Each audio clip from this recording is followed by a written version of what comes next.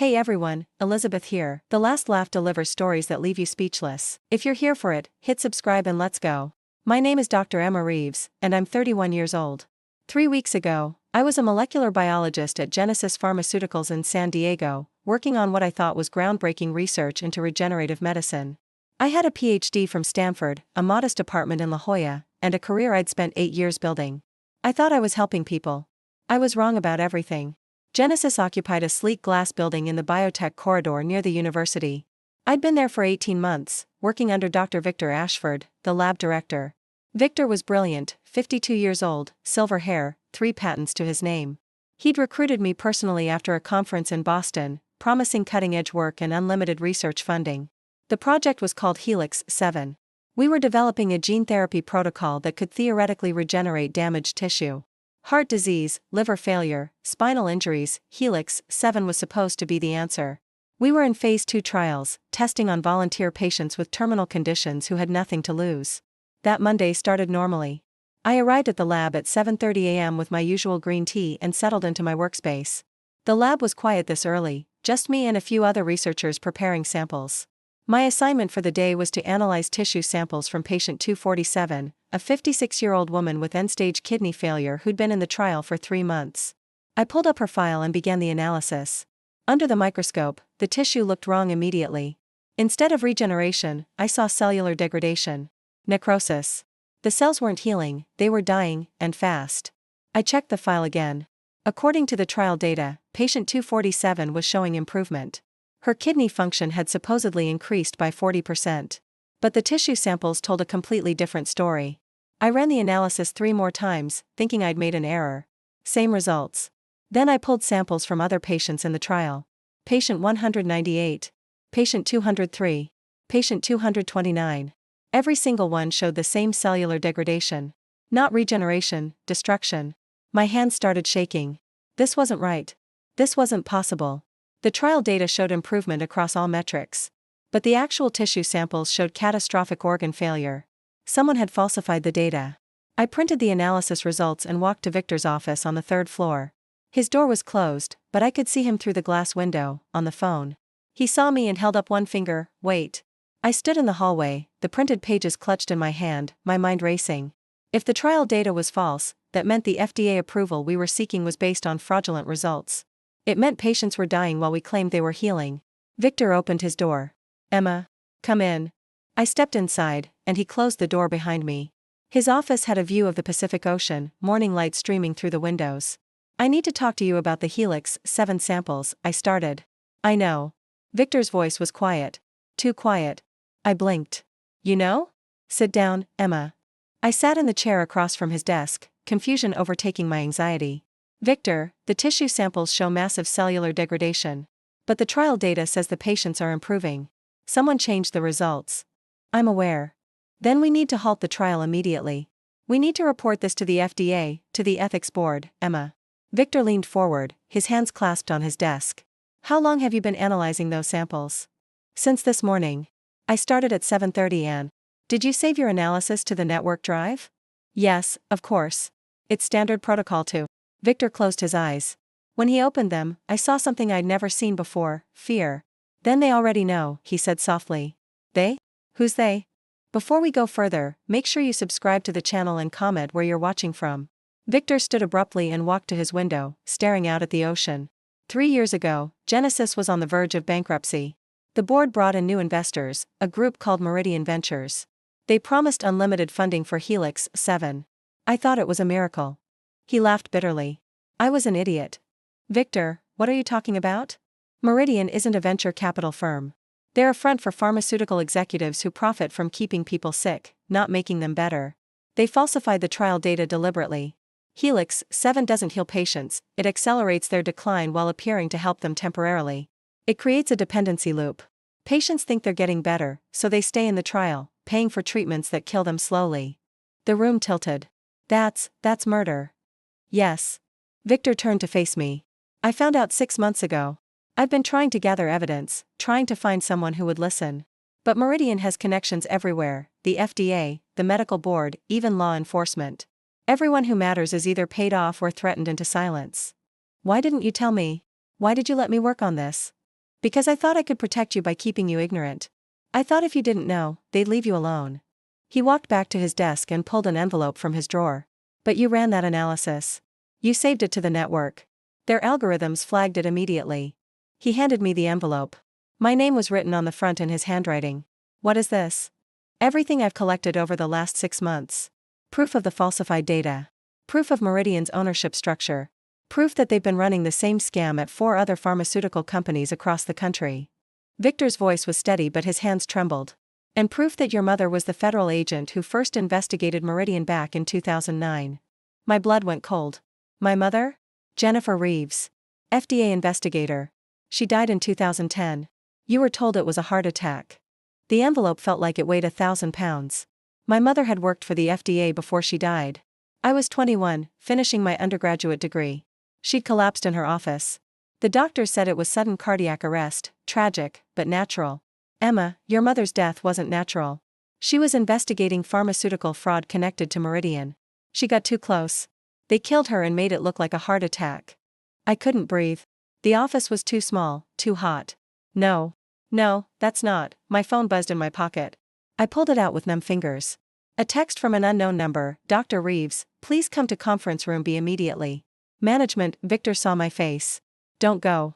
They're not asking you to a meeting, Emma. They're isolating you. I don't understand what's happening. You will when you read that envelope. But you need to leave. Right now. He pulled out his own phone and typed rapidly. I'm texting you an address. It's a motel in Oceanside, 40 minutes north. Check in under the name Sarah Martinez. Pay cash. Read everything in the envelope. Someone will contact you by tonight. Who will contact me? People your mother worked with. People who've been trying to bring down Meridian for 15 years. Victor walked to his door and opened it, checking the hallway. The north stairwell leads to the parking garage. Take it. Don't use the elevator. Don't go back to your lab station. Just leave. Another text from the unknown number. Dr. Reeves, this is urgent. Report to conference room B now. Victor grabbed my shoulders. Emma, listen to me. Your mother died trying to expose these people. I'm not letting you die too. Go. Now. I stumbled out of his office, the envelope clutched to my chest. My legs felt disconnected from my body as I walked toward the north stairwell.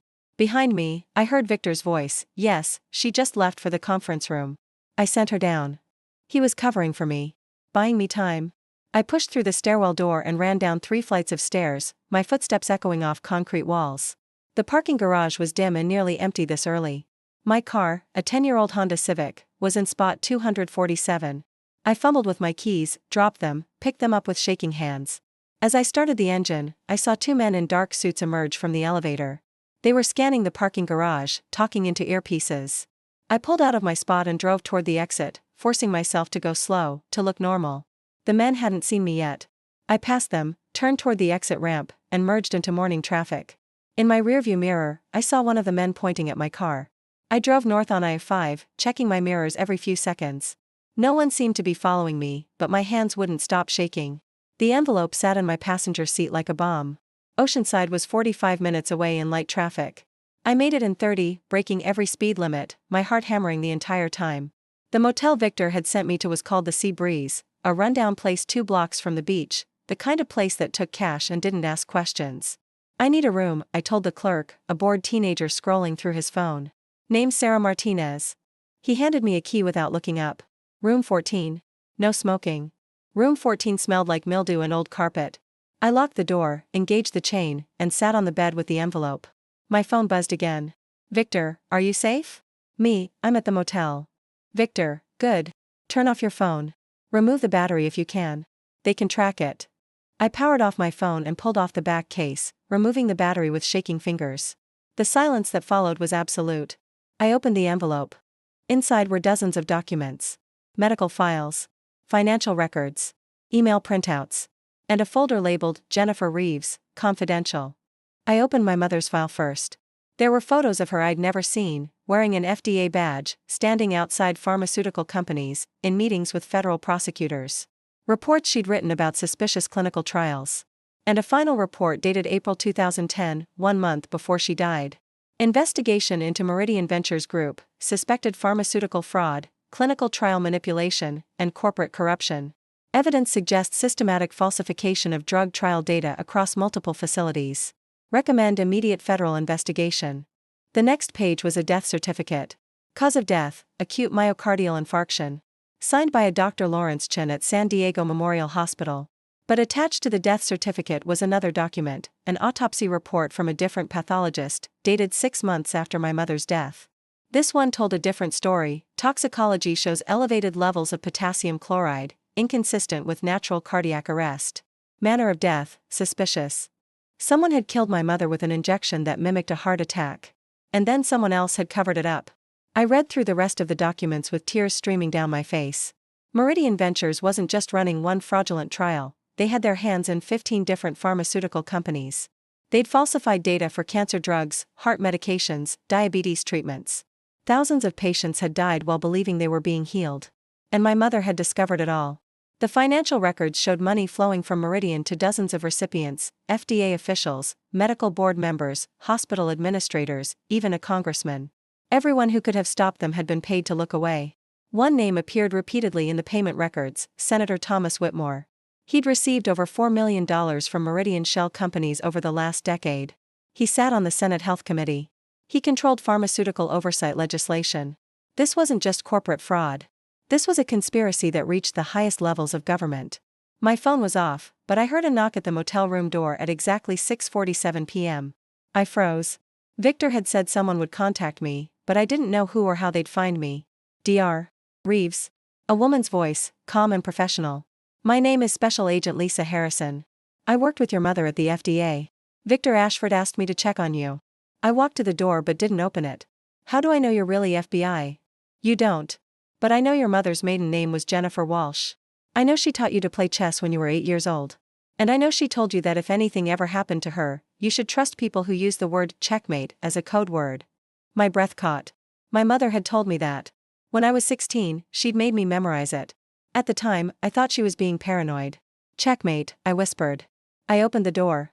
Agent Harrison was in her early 50s, with short brown hair and tired eyes. She held up an FBI badge. Can I come in? I stepped aside. She entered quickly and closed the door behind her, checking the window before turning to face me. Victor called me 2 hours ago. He said you'd run the analysis on the Helix 7 samples. Her eyes went to the envelope on the bed. Is that everything? I think so. There's evidence of fraud at 15 pharmaceutical companies. Falsified clinical trials. Payments to government officials. And proof that my mother was investigating Meridian before she died. Harrison nodded. Your mother and I worked together for 3 years. She was the best investigator I've ever known. When she died, I knew it wasn't natural, but I couldn't prove it. The autopsy was sealed. The case was closed. Everyone who asked questions was transferred or fired. Victor said people at the FDA are paid off. Not everyone. There are still some of us trying to finish what your mother started. Harrison sat in the room's single chair. We've been building a case against Meridian for 5 years. But they're careful. They use shell companies, offshore accounts, encrypted communications. We need someone on the inside, someone who can testify about the falsified trial data. You want me to testify? I want you to survive. Testifying comes later. Harrison pulled out her own phone. Right now, Meridian knows you ran that analysis. They know you left the building. They're looking for you. Victor bought you time, but not much. Where is Victor? Harrison's face darkened. He's in federal custody. For his own protection.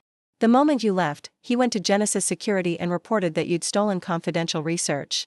He made himself look complicit to keep them from suspecting he helped you. Subscribe to the channel and let me know in the comments where you're watching from. He sacrificed his career for me. He sacrificed more than that. He's been feeding us information for 6 months, knowing that if Meridian found out, they'd kill him. Harrison stood. We need to move you to a secure location. There's a safe house in Nevada. You'll stay there until the arrests are made. When will that be? Soon. With the evidence you discovered and Victor's testimony, we finally have enough to move. Federal prosecutors are preparing arrest warrants for 23 executives, including Senator Whitmore. 23 people? Meridian is bigger than you realize.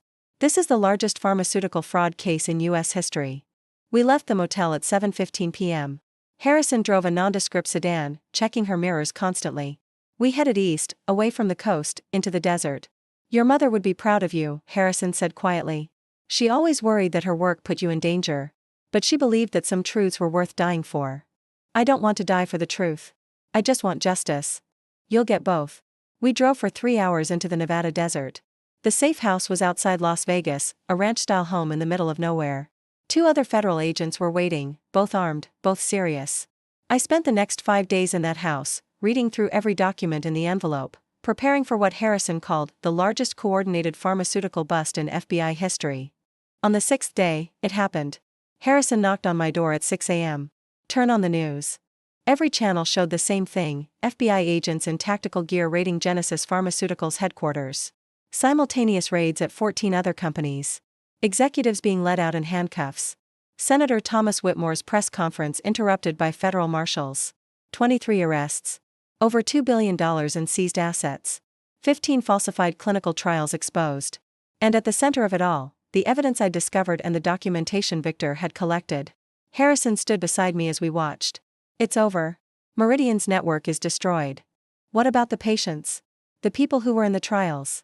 We've contacted all of them. They're being moved to legitimate treatment facilities.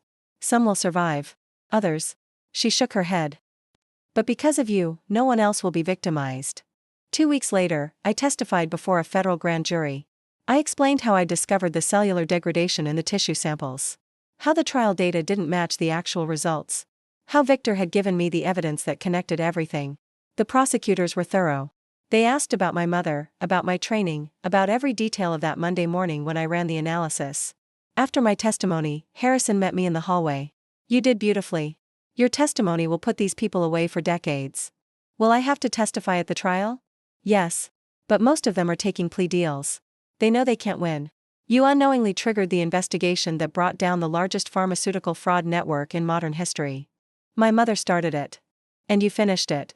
3 weeks after the grand jury testimony, I finally visited my mother's grave. I'd been too afraid to go before, afraid of the grief, afraid of the truth. But now I knew. She hadn't died of natural causes. She died fighting the same battle I'd just won. I brought white roses and knelt beside her headstone. I found them, Mom. The people who killed you. They're going to prison. All of them. The desert wind rustled through the cemetery trees. I stayed there for an hour, telling her everything, about Victor, about Harrison, about the trial and the arrests and the justice that had finally come. When I stood to leave, I noticed someone standing near the cemetery entrance. A man in his 60s with gray hair and kind eyes. He walked toward me slowly. Emma Reeves? I tensed. Who are you? My name is Robert Walsh. I'm your mother's brother. Your uncle. I stared at him. My mother had been an only child. That's what I'd been told my entire life. I know what you're thinking, he said gently. Your mother told you she had no family. She had to. I'm a federal judge. When she started investigating Meridian, she cut ties with me to protect me from retaliation. I haven't spoken to her since 2008. He pulled out his wallet and showed me a photo, my mother and a younger version of him, standing in front of a Christmas tree. I've been following your case. Agent Harrison contacted me after the arrests. She thought you might want to know that you have family. I started crying. He stepped forward and pulled me into a hug. Your mother loved you more than anything. She kept you away from all of this because she wanted you to be safe. But she also knew that if something happened to her, you'd be strong enough to finish what she started. She died for this. She died believing that the truth matters. That justice matters. That some fights are worth the cost. He pulled back, holding my shoulders. And you proved her right. The trial began 4 months later. I testified on the second day. The courtroom was packed with journalists, victims' families, and federal prosecutors. Senator Whitmore sat at the defense table, his expensive suit unable to hide the fear in his eyes. Beside him sat the CEO of Genesis, the CFO of Meridian Ventures, and 18 other executives. I walked through my discovery step by step. The tissue samples. The falsified data. The analysis that revealed the truth. The defense attorney tried to discredit me. Dr. Reeves, isn't it true that you were only 18 months out of your postdoctoral program when you made these allegations? I have a PhD in molecular biology from Stanford University. I've published 12 peer-reviewed papers on cellular regeneration. I know how to read tissue samples. Isn't it also true that your mother was fired from the FDA for making false accusations? I leaned forward. My mother wasn't fired. She was murdered. And the evidence I discovered proved she was right about everything. The jury deliberated for 2 days. They found all 23 defendants guilty on charges including fraud, conspiracy, racketeering, and in Senator Whitmore's case, corruption of public office. Whitmore received 28 years in federal prison. The Genesis CEO received 35 years. Meridian Ventures was dissolved, its assets seized and used to compensate victims. Victor Ashford was granted full immunity in exchange for his testimony and cooperation. He called me the day after the verdict. "You did it, Emma. You finished what your mother started. We did it. You risked everything to protect me. Your mother saved my life once, back in 2009. She warned me that Meridian was investigating my research, trying to find vulnerabilities they could exploit. I owed her a debt. Protecting you was the only way I could repay it. She knew you. She knew everyone worth knowing in pharmaceutical research. She was trying to recruit me to help her investigation when she died. I was too afraid then. I'm not afraid anymore. I'm not afraid anymore either." 6 months after the trial, I accepted a position with the FDA's Office of Criminal Investigations. I work with Agent Harrison now, investigating pharmaceutical fraud and protecting patients from companies that value profit over lives. My mother's work isn't finished. It will never be finished. There will always be people willing to lie, cheat, and kill for money. But there are also people willing to fight back. I keep my mother's FDA badge on my desk. Harrison gave it to me after the trial. She'd kept it all these years, waiting for the right moment to return it. Sometimes I hold it and think about the choice my mother made. She could have looked away. She could have accepted the corruption and lived a safe, quiet life. But she didn't. She fought. And she died fighting. I'm her daughter. I carry her name, her courage, and her commitment to the truth. Last week, I testified before Congress about pharmaceutical oversight reform. I told them about my mother. About Victor. About the 15 falsified trials and the thousands of patients who were betrayed by companies they trusted. I told them that justice isn't optional. That truth matters. That people like my mother, people who fight even when it costs everything, deserve to be remembered. The reforms passed unanimously. If this story moved you, subscribe and tell me in the comments where you're watching from. The lesson I learned that Monday when Victor handed me an envelope is simple. When someone you trust tells you you're in danger, believe them. When you see something wrong, speak up, even if the truth is terrifying. When you have the chance to finish someone else's fight, take it. My mother started a war against pharmaceutical corruption. I finished it. I'm not just Dr. Emma Reeves, molecular biologist, anymore. I'm Dr. Emma Reeves, daughter of Jennifer Reeves, FDA investigator. And I'm not afraid of the truth. Because now I know, the people hiding the truth are more afraid of people like me. And they should be.